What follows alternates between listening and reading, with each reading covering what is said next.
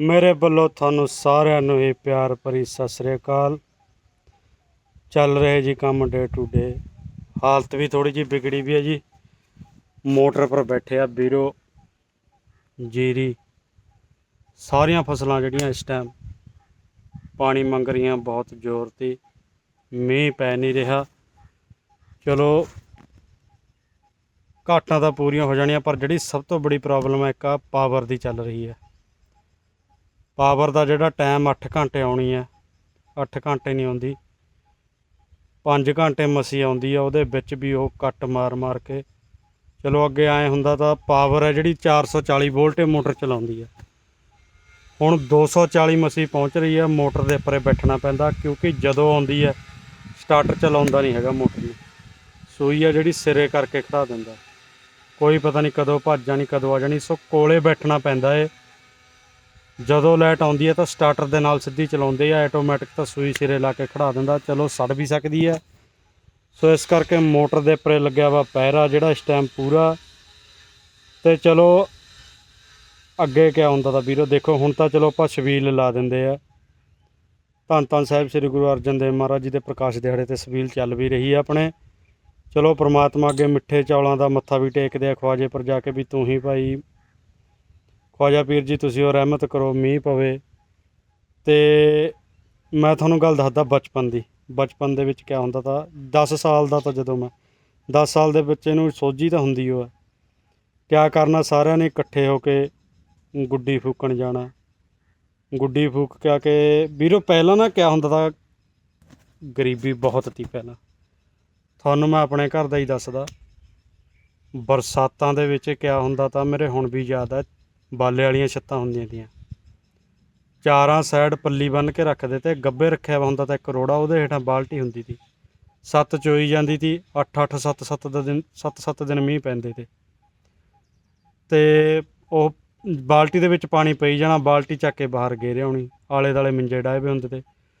ਸੋ ਹੁਣ ਤਾਂ ਜ਼ਮਾਨੇ ਨੇ ਦੇਖੋ ਕਿੱਡੀ ਬੜੀ ਛਾਲ ਮਾਰੀ, ਸਭ ਨੇ ਪੱਕੇ ਲੈਂਟਰ ਵਾਲੇ। ਕਈ ਗੇਲਾਂ ਤਾਂ ਹੁਣ ਚਲੋ ਧਾਨਾਂ ਦੀ ਮਜਬੂਰੀ ਕਰਕੇ ਬਾਹਰ ਰਹਿੰਦੇ ਆ, ਤਾਂ ਮੀਂਹ ਦਾ ਪਤਾ ਲੱਗ ਜਾਂਦਾ। ਸਿਆਲ ਦੇ ਵਿੱਚ ਰਾਤ ਦੇ ਮੀਂਹ ਦਾ ਪਤਾ ਹੀ ਨਹੀਂ ਲੱਗਦਾ ਅੰਦਰ ਪਿਆ ਨੂੰ ਕਦੋਂ ਪੈ ਜਾਂਦਾ ਏ। ਸੋ ਦਾਣੇ ਇਕੱਠੇ ਕਰਨੇ ਪਹਿਲਾਂ ਬਚਪਨ ਦੇ ਵਿੱਚ, ਗੁੱਡੀ ਫੂਕਣੀ। ਚਲੋ ਜਦ ਗੁੱਡੀ ਵੀ ਤਾਂ ਫੂਕਦੇ ਤੇ ਕਿਆ ਹੁੰਦਾ ਤਾਂ ਜਦ ਛਬੀਲ ਨਹੀਂ ਤੇ ਲਾ ਸਕਦੇ। ਗੱਲ ਮੈਂ ਤੁਹਾਨੂੰ ਦੱਸਦਾ ਇਹ 96 97 ਦੀ, ਕਿਉਂਕਿ ਜਦੋਂ ਮਿੱਠੇ ਜਲ ਦੀ ਛਬੀਲ ਉਦੋਂ ਤਾਂ ਨਹੀਂ ਤੇ ਲਾਉਂਦੇ। ਸਾਡੇ ਵਾਲੇ ਰੋਡ ਪਰ ਤਾਂ ਕੋਈ ਟਾਮਾ ਹੀ ਮੋਟਰਸਾਈਕਲ ਜਾਂ ਗੱਡੀ ਆਉਂਦੀ ਤੀ, ਰੋਡਵੇਜ਼ ਦੀ ਬੱਸ ਹੁੰਦੀ ਤੀ, ਉਹਦੀਆਂ ਸਵਾਰੀਆਂ ਚੜ੍ਹਦੀਆਂ ਤੀਆਂ। ਹੁਣ ਤਾਂ ਲਾ ਲਓ ਹਰੇਕ ਘਰ ਦੇ ਵਿੱਚ ਇੱਕ ਗੱਡੀ, 2 ਮੋਟਰਸਾਈਕਲ ਖੜ੍ਹੇ ਆ, ਜਿਹੜੇ ਦੋਹੇ ਮੋਟਰਸਾਈਕਲ ਵੀ ਚੱਲਦੇ ਆ, ਗੱਡੀ ਵੀ ਚੱਲਦੀ ਹੈ। ਇੱਕਣਾ ਹੀ ਰੋਡ ਦੇ ਉੱਪਰ ਆਵਾਜਾਈ ਵੱਧ ਗਈ। ਸੋ ਹੁਣ ਆਪਾਂ ਕਹਿ ਦਿੰਦੇ ਵੀ ਰੋਡ ਪਰ ਇੰਨੀ ਆਵਾਜਾਈ ਹੈ ਵੀ ਉੱਥੇ ਜਾ ਕੇ ਚਲੋ ਛੱਲ ਜਲ ਦੀ ਛਬੀਲ ਲਾ ਦਿਓ, ਇੰਨੀ ਗਰਮੀ ਦੇ ਵਿੱਚ ਪੀ ਲੂੰਗੇ। ਸੋ ਅੱਗੇ ਗੁੱਡੀ ਫੂਕਣ ਤੋਂ ਬਾਅਦ ਇਕੱਲੇ ਘਰ ਦੇ ਵਿੱਚ ਜਾਣਾ, ਉੱਥੇ ਤੇ ਸਿਰਫ ਦਾਣੇ ਹੀ ਮਿਲਦੇ ਤੇ ਪੈਸੇ ਦਾ ਕੋਈ ਨਹੀਂ ਤਾਂ ਦਿੰਦਾ ਹੁੰਦਾ, ਕੁਛ ਨਹੀਂ ਤਾਂ ਕੜਾਹ ਬਣਾ ਕੇ ਆਮ ਵੰਡ ਲੈਣਾ। ਦਰਖਤਾਂ ਹੇਠਾਂ ਬੈਠੇ ਹੁੰਦੇ ਤੇ ਚਲੋ ਘਰ ਦੇ ਵਿੱਚ ਜਾਣਾ, ਇਕੱਲੇ ਘਰ ਨੇ ਦਾਣੇ ਦੇਣੇ। ਜਦੋਂ ਦਾਣਿਆਂ ਦਾ ਝੋਲਾ ਭਰ ਜਾਣਾ, ਚੱਕਣਾ। ਸਿਰਫ ਇੱਕੋ ਹੱਟੀ ਹੁੰਦੀ ਸੀ ਦੁਕਾਨ ਪਿੰਡ ਦੇ ਵਿੱਚ, ਹੁਣ ਤਾਂ ਆਪਾਂ ਦੁਕਾਨ ਕਹਿ ਦਿੰਦੇ ਆ, ਉਦੋਂ ਕਹਿ ਦਿੰਦੇ ਹੱਟੀ ਜਾਓ। ਹੱਟੀ ਵੀ ਕਿਆ ਕਹਿਣਾ, ਛੋਟੂ ਬਾਬੇ ਦੀ ਹੱਟੀ ਨੂੰ ਜਾਓ, ਉੱਥੇ ਜਾਣਾ, ਉੱਥੇ ਜਾ ਕੇ ਉਹ 'ਤੇ ਸਿੱਧਾ ਲਿਆਉਣਾ, ਜਿਹੜਾ ਮੰਨ ਲਓ ਵੀ ਸੂਜੀ ਲਿਆਉਣੀ ਹੈ ਚਾਹੇ ਘੀ ਲਿਆਉਣਾ। ਛੋਟੂ ਬਾਬੇ ਦੀ ਦੁਕਾਨ 'ਚ ਜਾਣਾ, ਪਹਿਲਾਂ ਤਾਂ ਜਾਂਦੀ ਸਾਰੇ ਕਿਆ ਕਰਦਾ ਤਾਂ ਛੋਟੂ ਬਾਬੇ ਦੀ ਦੁਕਾਨ 'ਚ ਮੇਰੇ ਸਿਰ ਜਿੱਡਾ ਤਾਂ ਹੁੱਕਾ ਪਿਆ ਹੁੰਦਾ ਤਾ, ਉਹ ਪੀਂਦਾ ਹੁੰਦਾ ਤਾ। ਜਾਂਦੀ ਸਾਰ ਜਦੋਂ ਵੀ ਜਾਣਾ ਉਹਨੇ ਕਹਿਣਾ ਚਲੋ ਪਹਿਲਾਂ ਕੋਲਾ ਚੱਕ ਕੇ ਲਿਆਓ, ਬਾਹਰ ਅੱਗ ਬਲਦੀ ਹੁੰਦੀ ਤੀ। ਫਿਰ ਉਹ ਤੋਂ ਬਾਅਦ ਦੇਣਾ ਉਹਨੇ ਸਮਾਨ, ਆ ਕੇ ਸਾਰਿਆਂ ਨੇ ਬੈਠਿਆਂ ਨਹੀਂ ਸਮਾਨ ਬਣਾਉਣਾ, ਵੰਡਣਾ। ਤੇ ਚਲੋ ਮਹਾਰਾਜ ਦੀ ਇੰਨਾ ਵਿਸ਼ਵਾਸ ਵੀ ਤਾਂ ਹੀ ਕੰਮ ਹੁੰਦਾ ਤਾ, ਮੀਂਹ ਪੈ ਵੀ ਜਾਂਦਾ ਤਾ। ਸੋ ਹੁਣ ਤਾਂ ਚੱਲ ਰਹੀ ਹੈ ਛਬੀਲ। ਦੇਖੋ ਵੀਰੇ ਇੱਕ ਗੱਲ ਆ, ਚਲੋ ਗੱਲ ਕਰਦੇ ਤੁਸੀਂ ਕਹਿਣਾ ਵੀ ਕਿੱਧਰ ਮੈਟਰ ਚਲੇ ਗਿਆ। ਜਿਹੜਾ ਬਚਪਨ ਦਾ ਸਮਾਂ ਤਾ ਬੜਾ ਅਣਮੁੱਲਾ ਤਾ, ਉਹ ਕੋਹੀਨੂਰ ਹੀਰੇ ਵਰਗਾ ਤਾ ਜਿਹੜਾ ਆਪਣੇ ਹੱਥੋਂ ਲੰਘ ਗਿਆ। ਹੁਣ ਤਾਂ ਦੇਖ ਲਓ 7-8 ਸਾਲ ਦੇ, ਮੈਂ ਕਹਿੰਦਾ ਵੀ 10 ਸਾਲ ਦਾ ਬੱਚਾ ਜਿਹੜਾ ਉਹ ਮੋਟਰਸਾਈਕਲ ਐਂ ਭਜਾਈ ਫਿਰਦੇ ਵੀ ਲਾਇਸੈਂਸ ਵਾਲਾ ਬੰਦਾ ਵੀ ਪਿੱਛੇ ਰਹਿ ਜਾਂਦੇ ਹੁੰਦਾ ਤੇ ਚਲਾਉਂਦਾ ਜਿਹਦਾ ਲਾਇਸੈਂਸ ਬਣਿਆ ਵਾ। ਸੰਨ 97 ਤੋਂ ਲੈ ਕੇ 2000 ਤੱਕ ਮੈਨੂੰ ਪਤਾ 3 ਸਾਲ ਮੈਂ ਸਾਈਕਲ ਹੈ ਜਿਹੜਾ ਉਹ ਪੂਰਾ ਕੈਂਚੀ 'ਤੇ ਵਾਹਿਆ।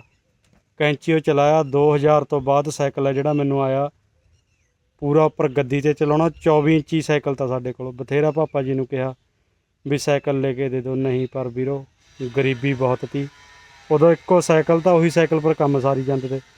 ਜਦੋਂ ਵੀ ਘਰ 'ਤੇ ਸਾਈਕਲ ਚੱਕਣਾ ਕੈਂਚੀ ਚਲਾਉਂਦੇ ਚਲਾਉਂਦੇ ਸਿਰਫ ਮੰਮੀ ਨੇ ਇੱਕੋ ਗੱਲ ਕਹਿਣੀ, ਉਹ ਭਾਈ ਤੇਰੇ ਬਾਪ ਨੇ ਆ ਕੇ ਮੈਨੂੰ ਖਿਜਣਾ, ਤੂੰ ਸਾਈਕਲ ਛੱਡ ਦੇ, ਤੋੜ ਕੇ ਖੜਾ ਦਿੰਦਾ।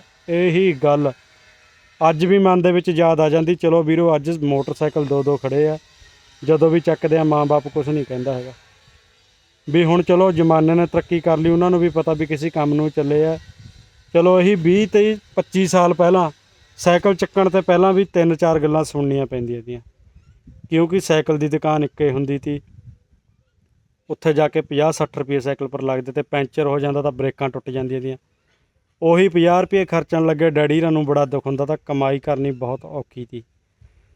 ਤੇ ਹੁਣ ਦੇਖੋ ਪਰਮਵੀਰ ਨਹਾਈਆਂ 5-500 5-5000 ਦੀਆਂ ਗੱਡੀਆਂ ਲਈ ਘੁੰਮਦੇ ਆ, ਆਮ ਬੜੀਆਂ ਗੱਡੀਆਂ ਵਰਗੀਆਂ ਸਾਈਕਲੀਆਂ ਜਿਹੜੀਆਂ। ਪਰਮਵੀਰ 4 ਸਾਲ ਦਾ ਹੋ ਗਿਆ, ਹੁਣ ਤੱਕ 3 ਤੋੜਤੀਆਂ। ਸਾਨੂੰ ਸਾਈਕਲ ਨਹੀਂ ਤਾਂ ਜੁੜਦਾ ਉਸ ਟਾਈਮ। ਤੇ ਜਦੋਂ ਮੈਨੂੰ 2000 ਦੇ ਵਿੱਚ ਸਾਈਕਲ ਆਇਆ ਗੱਦੀ 'ਤੇ ਚਲਾਉਣਾ, ਉਦੋਂ ਰੋਪੜ ਜਾ ਕੇ 9 ਕਿਲੋਮੀਟਰ ਹੈ ਰੋਪੜ, ਉੱਥੇ ਪੰਪ ਲੱਗਿਆ ਵਾ ਤਾਂ ਉੱਥੇ ਤੋਂ ਤੇਲ ਲੈ ਕੇ ਆਉਂਦੇ ਤੇ। ਕਿਉਂਕਿ ਦੇਖੋ ਵੀਰੋ ਜਦੋਂ ਉਦੋਂ ਸਪੀਲ ਤਾਂ ਹੀ ਨਹੀਂ ਤੇ ਲਾਉਂਦੇ ਹੈਗੇ ਆਪਾਂ, ਆਵਾਜਾਈ ਨਹੀਂ ਤੀ। ਇੱਕ ਪੰਪ ਤਾਂ ਸਿਰਫ 9 ਕਿਲੋਮੀਟਰ ਪਰ। ਉਹ ਤੋਂ ਬਾਅਦ 97 ਤੋਂ ਬਾਅਦ ਉਹਨਾਂ ਨੂੰ 3-3 ਕਿਲੋਮੀਟਰ ਕਰਦੇ ਆਉਂਦੇ। ਅੱਜ ਸਾਡੇ ਪਿੰਡ ਤੱਕ ਰੋਪੜ ਤੋਂ ਲੈ ਕੇ 4 ਪੰਪ ਲੱਗੇ ਹੋਏ ਆ। ਚਾਰੇ ਪੰਪਾਂ ਪਰ ਜਿਹੜਾ ਤੇਲ ਪੂਰਾ ਪ੍ਰੋਪਰ ਵਿਕ ਰਿਹਾ ਹੈ। ਇਹਦਾ ਮਤਲਬ ਇਹੀ ਹੈ ਵੀ ਆਵਾਜਾਈ ਵੱਧ ਗਈ, ਮਸ਼ੀਨਰੀ ਵੱਧ ਗਈ। ਸੋ ਤਾਂ ਹੀ ਕਰਕੇ ਹੁਣ ਰੋਡ ਦੇ ਉੱਪਰ ਦੇਖ ਲਓ ਬੇਲ ਨਹੀਂ ਹੈਗਾ। ਤੇ ਹੁਣ ਪੰਪ ਵੀ ਦੇਖ ਲਓ ਪਿੰਡ ਦੇ ਵਿੱਚ ਆ ਗਿਆ। ਤੇਲ ਲਿਆਉਣ ਤੋਂ ਕਿੱਲਤ ਆਉਂਦੀ ਹੈ। ਉਦੋਂ ਕਿਆ ਹੁੰਦਾ ਤਾਂ ਸਰਤਾਜ ਟਰੈਕਟਰ ਹੁੰਦਾ ਤਾਂ ਸਾਡੇ ਕੋਲ ਸਭ ਤੋਂ ਪਹਿਲਾਂ, ਬਸ ਉਹੀ ਛਮਾਹੀ ਦਾ 50 ਲੀਟਰ 55 ਲੀਟਰ 45 ਲੀਟਰ ਇੰਨਾ ਕੁ ਤੇਲ ਲੱਗਦਾ ਤਾਂ ਉਹੀ 10-12 ਲੀਟਰ ਦੀ ਕੈਨ ਚੱਕਣੀ ਜਾ ਕੇ ਲਿਆਉਣੀ। ਡੈਡੀ ਜੀ ਰਾਹੀਂ ਬਾਉਂਦੇ ਹੁੰਦੇ ਤੇ ਚੱਲਦਾ ਤਾਂ। ਹੁਣ ਚਲੋ ਮਸ਼ੀਨਰੀ ਯੁੱਗ ਆ ਗਿਆ। ਜੇ ਹੁਣ ਮੋਟਰ ਖੜੀ ਵੀ ਹੈ ਤਾਂ ਟਰੈਕਟਰ ਜਨਰੇਟਰ ਨਾਲ ਪਾਉਂਗੇ 3 ਜਾਂ 3.5 ਲੀਟਰ ਘੰਟੇ ਦਾ ਖਾਂਦਾ, ਤੇ 10 ਘੰਟੇ ਵੀ ਚੱਲ ਗਿਆ ਤਾਂ 30 ਲੀਟਰ ਚੱਲ ਗਿਆ। ਵੀਰੋ ਤੇਲ ਦਾ ਜਿਹੜਾ ਰੇਟ ਹੈ ਉਹ ਵੀ ਹੋਇਆ ਵਾ ਬਹੁਤ। ਤੇ ਉਦੋਂ ਕਿਆ ਕਰਦੇ ਤੇ ਲਿਆਉਂਦੇ ਤੇ ਪਾਉਂਦੇ ਤੇ ਬਾਈ ਜਾਂਦੇ ਤੇ ਹੌਲੀ ਹੌਲੀ ਖੇਤੀ ਕਰੀ ਜਾਂਦੇ ਤੇ ਮੱਕੀ ਜ਼ਿਆਦਾ ਬੀਜਦੇ ਤੇ। ਉਦੋਂ ਜ਼ਮੀਨ ਤੀ ਸਾਡੇ ਉਰੇ ਮਾਰੂ, ਡੈਡੀ ਜੀ ਦੱਸ ਦਿੰਦੇ ਆ, ਕਹਿੰਦਾ ਮੱਕੀ ਦੇ ਵਿੱਚ ਆਪਣਾ ਗਡਾਈ ਕਰੀ ਜਾਣੀ, ਗੰਨਾ ਬੀਜ ਦੇਣਾ ਮਾਰੂ, ਗੰਨੇ ਦੇ ਵਿੱਚ ਛੋਲੇ ਬੀਜ ਦੇਣੇ, ਉਹਦੀ ਗਡਾਈ ਕਰੀ ਜਾਣੀ। ਕਹਿੰਦੇ ਕੰਮ ਚੱਲੀ ਜਾਂਦਾ ਤਾਂ ਹੌਲੀ ਹੌਲੀ। ਕਣਕ ਤਾਂ ਕਹਿੰਦੇ ਬਸ ਇਹੀ ਹੁੰਦੀ ਤੀ ਵੀ 1.5 ਬੋਰੀ 2 ਬੋਰੀ। ਹੁਣ ਤਾਂ ਕੀਲੇ ਦੇ ਵਿੱਚੋਂ 34-35 ਕੁਇੰਟਲ ਨਿਕਲਦੀ ਆ। ਉਦੋਂ ਸਾਰੀ ਦੱਸਦੇ ਤੇ 4-5 ਕਿੱਲਿਆਂ 'ਚੋਂ ਕਹਿੰਦੇ ਮਾਰੂ ਫਸਲ ਹੁੰਦੀ ਤੀ। ਕਣਕ ਜਿਹੜੀ ਖੂਹ 'ਤੇ ਲੱਗਿਆ ਵਾ ਤਾਂ ਹੰਟ ਜਿੰਨੀ ਕੁ ਹੋ ਗਈ ਉਨਾ ਕੁ ਕੰਮ ਚੱਲੀ ਜਾਂਦਾ। ਇੱਕ ਦਿਨ ਬੈਠੇ ਬੈਠੇ ਡੈਡੀ ਜੀ ਨੇ ਮੇਰੇ ਨਾਲ ਗੱਲ ਕਰੀ ਵੀ ਕਹਿੰਦੇ ਜਦੋਂ ਯੂਰੀਆ ਆਇਆ ਸੀ ਤਾਂ ਕਹਿੰਦੇ ਅਸੀਂ ਖੇਤ ਦੇ ਵਿੱਚ ਪਾਇਆ, ਕਹਿੰਦਾ ਸਾਨੂੰ ਬਾਪੂ ਕਹਿੰਦਾ, ਜਿਹੜਾ ਸਾਡਾ ਬਾਪੂ ਹੈ ਡੈਡੀ ਜੀ ਦਾ ਬਾਪੂ, ਉਹਨਾਂ ਨੂੰ ਕਹਿੰਦਾ ਵੀ ਤੁਸੀਂ ਇਹ ਯੂਰੀਆ ਖਾਦ ਕਾਹਤੇ ਪਾਈ ਹੈ। ਕਹਿੰਦਾ ਸਾਨੂੰ ਵੀ ਉਹਨੇ ਗਾਲਾਂ ਕੱਢੀਆਂ ਇੱਕ ਲਿਖੇ ਦੀਆਂ, ਸਮਝ ਲਓ ਵੀ ਕੈੜੀ ਬੰਦੀ ਵਰਤੀ ਵੀ ਤੁਸੀਂ ਯੂਰੀਆ ਖਾਦ ਕਾਹਤੇ ਪਾਈ। ਕਹਿੰਦਾ ਉਹੀ ਸਾਲ ਉਹ ਖੇਤਾਂ ਨੇ ਦਿੱਤਾ ਝਾੜ, ਕਹਿੰਦਾ ਉਹੀ ਬਾਪੂ ਸਾਨੂੰ ਕਹੇ ਯਾਰ ਯੂਰੀਆ ਇੱਧਰਲੇ ਖੇਤਾਂ 'ਚ ਵੀ ਪਾਏ ਕਰੋ। ਜਦ ਤੇ ਬਾਅਦ ਵੀਰੋ ਦੇਖ ਲਓ ਦਵਾਈਆਂ ਵਰਤ ਹੁੰਦੀਆਂ ਅੱਜ ਦੇਖ ਲਓ ਧਾਨ ਲੱਗਿਆ ਲਾਉਂਦੀ ਸਾਰੇ ਦਵਾਈ ਪਾਈ।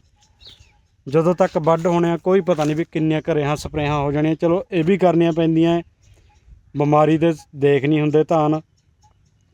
ਤੇ ਉਹੀ ਬਚਪਨ ਤਾਂ ਜੀ ਆਹੀ ਮੋਟਰ ਹੈ। ਇਹ ਮੋਟਰ ਦੇ ਉੱਪਰ ਪਹਿਲਾਂ ਅੰਬ ਹੁੰਦੇ ਤੇ ਜੀ ਬਹੁਤ ਬੜੇ। ਹੁਣ ਵੀ ਅੰਬ ਆਪਣੇ ਹੱਥੀਂ ਲਾਏ ਪਿਆ, ਦੇਖੋ ਛੋਟੇ ਆ ਬੈਠੇ ਦੇਖੋ ਜੀ ਅੰਬ ਦੇ ਹੇਠਾਂ ਹੀ ਬੈਠਾ ਮੈਂ ਇਸ ਟਾਈਮ। ਬੜੇ ਅੰਬ ਹੁੰਦੇ ਤੇ ਕੁਦਰਤੀ ਗੱਲ ਦੇਖੋ ਜੀ, ਜਿਹੜੇ ਉਹ ਅੰਬ ਸੁੱਕ ਗਏ ਸੀ ਪਟਾਤੇ ਤੇ ਉਹਨਾਂ ਦੇ ਜੜ 'ਤੇ ਹੀ ਤਣੇ ਸ਼ੁਰੂ ਹੋ ਜਾਂਦੇ ਤੇ ਉੱਪਰ ਤੱਕ। ਬਾ ਕਿਆ ਕਰਨਾ, ਅੰਬ ਦੇ ਟਾਹਲੇ ਪਰ ਚੜ੍ਹ ਜਾਣਾ, ਉੱਪਰ ਤੱਕ ਜਾ ਕੇ ਅੰਬੀਆਂ ਖਾਣੀਆਂ ਤੋੜਨੀਆਂ। ਇੱਕਣਾ ਹੀ ਬਚਪਨ ਲੰਘ ਗਿਆ ਵੀਰੋ। ਬਚਪਨ ਆ ਜਿਹੜਾ ਉਹ ਤਾਂ ਜਿਹੜਾ ਆਪਣਾ ਬਚਪਨ ਆ, ਮੈਨੂੰ ਲੱਗਦੀ ਉਹ ਚੀਜ਼ ਪਰਮਵੀਰ ਨਾਲ ਨੇ ਵੀ ਨਹੀਂ ਦੇਖਣੀ ਹੈਗੀ। ਕਿਆ ਕਰਦੇ ਤੇ ਸਾਰੀ ਦਿਹਾੜੀ ਦੇਖੋ ਵੀਰੋ 2 ਭੈਣਾਂ ਵਿਆਹ ਹੋ ਗਈਆਂ, ਚਾਚੇ ਤਾਇਆਂ ਦੀਆਂ ਕੁੜੀਆਂ 4 ਤੀਆਂ, 6 ਜਣੀਆਂ ਇਕੱਠੀਆਂ ਤੀਆਂ। ਹੁਣ ਵੀ ਯਾਦ ਹੈ ਜਿਹੜਾ ਸਾਡਾ ਘਰ ਹੈ ਉੱਥੇ ਮੇਰੇ ਡੈਡੀ ਰਾਹੀਂ 5 ਭਾਈ ਰਹਿੰਦੇ ਤੇ ਹੌਲੀ ਹੌਲੀ ਜੁਦੇ ਹੁੰਦੇ ਉਹ ਆਏ, ਆਪਣੇ ਘਰ ਬਣਾ ਲਏ। ਉਹ ਸਾਡੇ ਘਰ ਦੇ ਵਿੱਚ ਵਿਹੜੇ ਦੇ ਵਿੱਚ ਪੀਚੋ ਪੱਕੀਓ ਬਣੀ ਪਈ ਤੀ ਜਿਹਦੇ 6 ਖਾਨੇ ਹੁੰਦੇ ਆ। ਭੈਣਾਂ ਜਦ ਮਰਜ਼ੀ ਚਲੇ ਜਾਓ ਖੇਲਦੇ ਹੀ ਹੁੰਦੀ ਤੀ ਕੰਮ ਕਰਕੇ ਪੀਚੋ। ਅਸੀਂ ਕਿਆ ਕਰਦੇ ਤੇ ਗੁੱਲੀ ਡੰਡਾ ਖੇਲੀ ਜਾਣਾ, ਗੋਲੀਆਂ ਖੇਲੀ ਜਾਣੀਆਂ। ਹੁਣ ਕੋਈ ਗੁੱਲੀ ਚੱਕ ਲਵੇ, ਗੁੱਲੀ ਡੰਡਾ ਚੱਕ ਲਵੇ, ਐਂ ਹੋ ਜਾਂਦਾ ਵੀ ਇਹਨੇ ਅੱਖ ਦੇ ਵਿੱਚ ਮਰਾ ਲੈਣਾ। ਬੜਾ ਵੱਲਾ ਬਚਪਨ ਤਾਂ ਜੀ, ਯਾਦ ਕਰ ਕਰਕੇ ਕਈ ਗੱਲਾਂ ਤਾਂ ਐਂ ਹੋ ਜਾਂਦਾ ਵੀ ਇਹ ਜੇ ਸਮਾਂ ਮੁੜ ਕੇ ਆ ਜਾਵੇ। ਪੁਰਾਣਾ ਸਮਾਂ ਚਲੋ ਹੈ ਵੀ ਵਧੀਆ, ਤਾਂ ਛੱਤਾਂ ਚੌਂਦੀਆਂ ਤੀਆਂ, ਕੋਈ ਕਰਜ਼ਦਾਰ ਨਹੀਂ ਤਾਂ ਹੈਗਾ। ਸਰੀਰਕ ਪੱਖੋਂ, ਆਰਥਿਕ ਪੱਖੋਂ ਆਪਾਂ ਵੀਰੋ ਬਹੁਤ ਮਜ਼ਬੂਤ ਤੇ ਪੁਰਾਣੇ ਸਮੇਂ ਦੇ ਵਿੱਚ। ਚਲੋ ਸਮੇਂ ਨੇ ਹੁਣ ਪਲਾਂਘ ਮਾਰੀ ਆ, ਕਿਸੇ ਚੀਜ਼ ਦੀ ਘਾਟ ਨਹੀਂ ਹੈਗੀ, ਕੰਮ ਚੱਲਦੇ ਰਹਿਣੇ ਆ, ਚੱਲੀ ਜਾਂਦੇ ਆ। ਪਰ ਪਿੱਛੇ ਥੋੜ੍ਹਾ ਜਿਹਾ ਝਾਤੀ ਮਾਰੀਏ ਤਾਂ ਚੀਜ਼ਾਂ ਬਹੁਤ ਅਲੋਪ ਹੋ ਗਈਆਂ। ਹੁਣ ਕਿਸੇ ਨੂੰ ਆਇਓ ਨਹੀਂ ਪਤਾ ਹੈਗਾ, ਜੇ ਦੇਖਿਆ ਜਾਵੇ ਵੀ ਗੁੱਡੀ ਫੂਕਣਾ ਕਿਆ ਹੈ, ਜਾਂ ਕਿਸੇ ਬੱਚੇ ਨੂੰ ਹੋਰ ਕੋਈ ਪੁੱਛ ਲਓ ਵੀ ਆਪਾਂ ਤਾਂ ਦੇਖੋ ਉਹਦੇ ਪਰ ਆਪਣਾ ਗੋਲ ਗਾਟੀਆਂ ਕੱਟ ਲੈਂਦੇ ਉੱਪਰ ਰੱਖ ਰੱਖ ਕੇ, ਅਤੇ ਬਾਅਦ 'ਚ ਫਿੰਡ ਮਾਰ ਕੇ ਭੱਜਣਾ, ਇੱਕ ਦੂਏ ਦੇ ਫੜਨਾ। ਅਤੇ ਖੇਤਾਂ ਦੇ ਵਿੱਚ ਵੀ ਦੇਖੋ ਧਾਨਾਂ ਝਾੜਨ ਤੋਂ ਬਾਅਦ ਛੌਰੀਆਂ ਲਾ ਦੇਣੀਆਂ, ਉਹ ਛੌਰੀਆਂ ਦੇ ਵਿੱਚ ਲੁਕਮ ਝਾਈਆਂ ਖੇਲੀ ਜਾਣੀਆਂ। ਹੁਣ ਬੱਚੇ ਕਿਹੜੇ ਅੱਜ ਦਾ ਸਮਾਂ ਇਹੋ ਜਿਹਾ ਹੈ, ਨਾ ਤਾਂ ਸਾਡੇ ਬੱਚੇ ਕਿਸੇ ਦੇ ਜਾ ਕੇ ਖੁਸ਼ ਹੈ, ਜੇ ਸਾਡੇ ਆ ਜਾਵੇ ਕਿਸੇ ਦੇ ਬੱਚੇ ਐਂ ਲੱਗੀ ਜਾਂਦਾ ਵੀ ਇਹ ਸਾਨੂੰ ਤੰਗ ਕਰਦੇ ਆ, ਗਾਹ ਪਾਉਂਦੇ ਆ। ਘਰ ਦੇ ਵਿੱਚ ਘਰਦਿਆਂ ਨੂੰ ਐਂ ਹੋ ਜਾਂਦਾ ਵੀ ਇਹ ਤੰਗ ਕਰਦੇ ਆ, ਸਮਾਨ ਇੱਧਰ ਉੱਧਰ ਕਰਦੇ ਆ। ਪੁਰਾਣੇ ਸਮੇਂ 'ਚ ਇੱਕ ਦੇ ਕੋਠੇ ਪਰ ਚੜ੍ਹ ਜਾਣਾ, ਦੂਏ ਦੇ ਕੋਠੇ ਪਰ, ਤੀਏ ਦੇ ਕੋਠੇ ਪਰ ਚੜ੍ਹ ਕੇ ਪਤਾ ਨਹੀਂ ਚੌਥੇ ਦੇ ਘਰ ਜਾ ਕੇ ਉਤਰਨਾ, ਪੌੜੀ ਉਤਰ ਜਾਣਾ। ਉਹ ਵੀ ਸਮਾਂ ਇਹੋ ਜਿਹਾ ਤਾਂ ਕੋਈ ਸਮਝਦਾ ਹੀ ਨਹੀਂ ਤਾਂ ਵੀ ਇਹ ਸਾਡਾ ਬੱਚਾ, ਗੈਰ ਦਾ ਬੱਚਾ, ਕਿਸੇ ਦਾ ਕਿਆ ਹੈ। ਰੋਟੀ ਦਾ ਕੋਈ ਪਤਾ ਨਹੀਂ ਤਾਂ ਕਿਹਦੇ ਬੈਠ ਕੇ ਖਾ ਲਈ, ਜਿੱਥੇ ਬੈਠੇ ਉੱਥੇ ਹੀ ਖਾ ਕੇ ਰੱਜ ਗਏ। ਇੱਕ ਨਾ ਹੀ ਇਹ ਬਚਪਨ ਹੈ ਜਿਹੜਾ, ਬਚਪਨ ਤਾਂ ਬਹੁਤ ਵਧੀਆ ਤਾ। ਹੁਣ ਆ ਜਿਹੜੀਆਂ ਜ਼ਿੰਮੇਵਾਰੀਆਂ ਨੇ ਬਹੁਤ ਬੜਾ ਬੋਝ ਪਾ ਦਿੱਤਾ ਉੱਪਰ,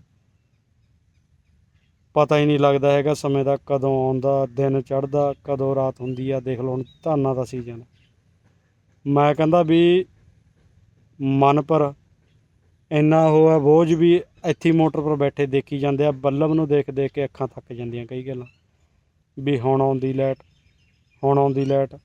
ਜੇ ਕਿਸੇ ਨੂੰ ਵੀ ਫੋਨ ਕਰੀਏ, ਕੋਈ ਕਹਿੰਦਾ 5 ਵਜੇ ਛੱਡਣੀ, ਕੋਈ ਕਹਿੰਦਾ 6 ਵਜੇ ਛੱਡਣੀ, ਕੋਈ ਪਤਾ ਨਹੀਂ ਲੱਗਦਾ ਹੈਗਾ। ਸੋ ਮੋਟਰ ਪਰ ਤਾਂ ਹਾਲੇ ਹਵਾ ਲੱਗਦੀ ਵੀ ਆ। ਘਰਾਂ ਦੇ ਵਿੱਚ ਵੀਰੋ ਪਾ ਲਏ ਲੈਂਟਰ, ਪਰ ਲੈਂਟਰਾਂ ਨੇ ਕੰਨਾਂ ਨੂੰ ਹੱਥ ਲਵਾ ਦਿੱਤੇ।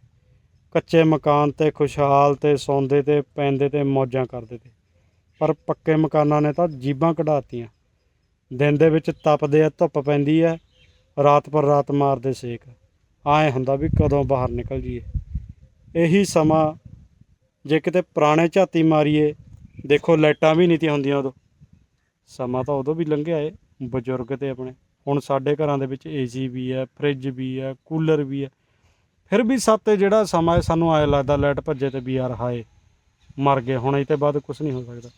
ਪਰ ਜਦੋਂ ਪਿਛਲੇ ਸਮੇਂ 'ਚ ਝਾਤੀ ਮਾਰੀ ਹੈ ਬਜ਼ੁਰਗਾਂ ਨੇ, ਜਦੋਂ ਲਾਈਟ ਨਹੀਂ ਤੀ, ਕਿੱਕਣਾ ਟਾਈਮ ਕੱਢਿਆ, ਉੱਥੇ ਦੇਖਿਆ ਜਾਂਦਾ ਵੀ ਛੱਤਾਂ ਕੱਚੀਆਂ ਤੀਆਂ। ਸਭ ਤੋਂ ਜ਼ਿਆਦਾ ਤਾਂ ਪਿੰਡਾਂ ਦੇ ਵਿੱਚ ਦਰਖਤ ਹੁੰਦੇ ਤੇ, ਪਿੱਪਲ ਬਰੋਟਾ, ਉਹਦੇ ਹੇਠਾਂ ਬੈਠੇ ਰਹਿੰਦੇ ਤੇ, ਗੱਲਾਂ ਮਾਰੀ ਜਾਂਦੇ ਤੇ। ਹੁਣ ਤਾਂ ਆਪਣੇ ਆਪਣੇ ਘਰ ਆ, ਕਿਤੇ ਟਾਵਾਂ ਟਾਵਾਂ ਦਰਖਤ ਹੈ, ਕਿਸੇ ਦੀਆਂ ਮੋਟਰਾਂ ਪਰ। ਵੀਰੋ ਇਹ ਵੀ ਇੱਕ ਬਹੁਤ ਬੜੀ ਚੇਤਾਵਨੀ ਦੇ ਰਿਹਾ ਸਮਾਂ, ਇਹ ਵੀ ਆਪਾਂ ਯਾਦ ਰੱਖੋ। ਕੋਸ਼ਿਸ਼ ਕਰੋ ਵੱਧ ਤੋਂ ਵੱਧ, ਹਰੇਕ ਬੰਦਾ ਇੱਕ ਦਰਖਤ ਲਾਉਣ ਦੀ ਕੋਸ਼ਿਸ਼ ਕਰੋ ਵੀ ਦਰਖਤ ਲਾਓ। ਵੱਧ ਤੋਂ ਵੱਧ ਕੋਸ਼ਿਸ਼ ਕਰੋ ਪਿੱਪਲ ਜਾਂ ਬਰੋਟਾ ਲਾਓ, ਇਹ ਤਾਂ ਇੱਕ 24 ਘੰਟੇ ਆਕਸੀਜਨ ਵੀ ਦਿੰਦਾ। ਪੁੰਨ ਨਾਲੇ ਫਲੀਆਂ, ਜੇ ਅੱਜ ਲਾਉਂਗੇ ਵੀਰੋ ਆਪਾਂ ਇਹ ਦਰਖਤ, ਤਾਂ ਆਪਣੀ ਅਗਲੀ ਆਉਣ ਵਾਲੀ ਪੀੜ੍ਹੀ ਹੈ ਜਿਹੜੀ, ਉਹਦੀ ਛਾਵਾਂ ਲਊਗੀ। ਇਹ ਆਪਾਂ ਨੇ ਹੁਣ ਸੋਚ ਕੇ ਚੱਲਣਾ। ਅਸੀਂ ਤਾਂ ਕੋਸ਼ਿਸ਼ ਕਰ ਰਹੇ ਆ, ਮੈਂ ਤੁਹਾਨੂੰ ਪਿਛਲੀ ਵੀਡੀਓ 'ਚ ਵੀ ਦਿਖਾਇਆ, ਇਹੀ ਮੋਟਰ ਦੇ ਉੱਪਰ ਇੱਕ ਪਿੱਪਲ ਦਾ ਦਰਖਤ ਖੜ੍ਹਾ ਹੈ। ਬਾਕੀ ਦਰਖਤਾਂ ਦੀ ਗੌਰ ਚਾਹੇ ਘੱਟ ਕਰ ਲਈਏ ਫਲਾਂ ਵਾਲੇ ਦੀ, ਪਰ ਉਹਦੀ ਜੜ ਦੇ ਵਿੱਚ ਰੇਹ ਪੱਤਾ ਪਾਣੀ ਹੈ ਜਿਹੜਾ ਪਾਉਣਾ ਪੂਰਾ ਪ੍ਰੋਪਰ ਪਾਉਂਦਾ ਮੈਂ।